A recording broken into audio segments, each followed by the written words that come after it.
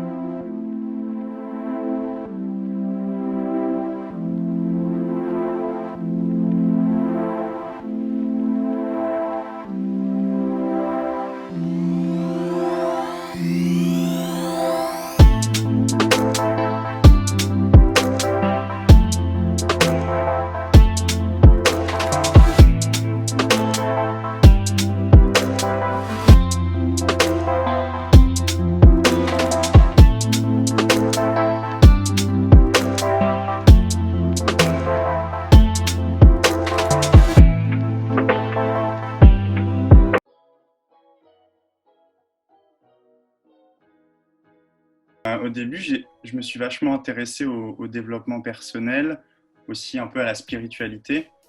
Et ça m'intéressait vachement. Et puis, parce que en rentrant de Tokyo, j'ai commencé à beaucoup lire.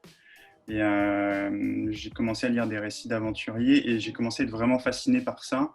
Et pour moi, c'était, disons, la deuxième étape pour moi, c'était une manière de se développer personnellement. C'était de vivre des aventures, de se dépasser.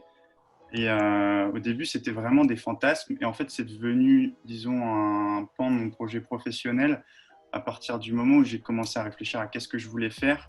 Je suis entré en école de commerce. En école de commerce, on nous apprend, disons, à monter un projet. Et j'ai compris qu'en fait, je ne pouvais pas m'en passer et que ça doit faire partie de ma vie future.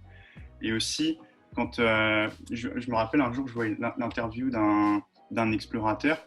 Et je ne vais pas citer de nom, mais elle disait, c'était une femme, elle disait oui, moi, ils m'ont chargé de communication. Et quand elle a dit chargé de communication, j'ai tilté. En fait, elle a une PME, elle a un chargé de com. En fait, c'est une entreprise. Et en fait, moi, je suis passionné par ce qu'elle fait, mais finalement, je suis un client. Et c'est là où j'ai compris, mais tout est marketing, tout est business. Et finalement, un explorateur, c'est quelqu'un qui gère une boîte au même titre que quelqu'un qui va lancer sa startup dans la finance ou dans le marketing. Et je me suis dit, bah, en fait, être explorateur, c'est pas que faire de belles vidéos et être passionné, c'est aussi être entrepreneur. Donc ça peut constituer un projet professionnel, ça peut être viable. Et donc pourquoi pas essayer de me lancer. Et à partir de ce moment-là, j'ai commencé à aborder mes projets de manière beaucoup plus pro.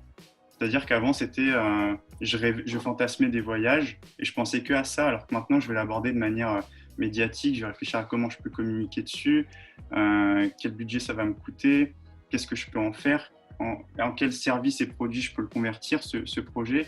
C'est ce qui fait que, par exemple, cette année, j'ai eu un gros changement.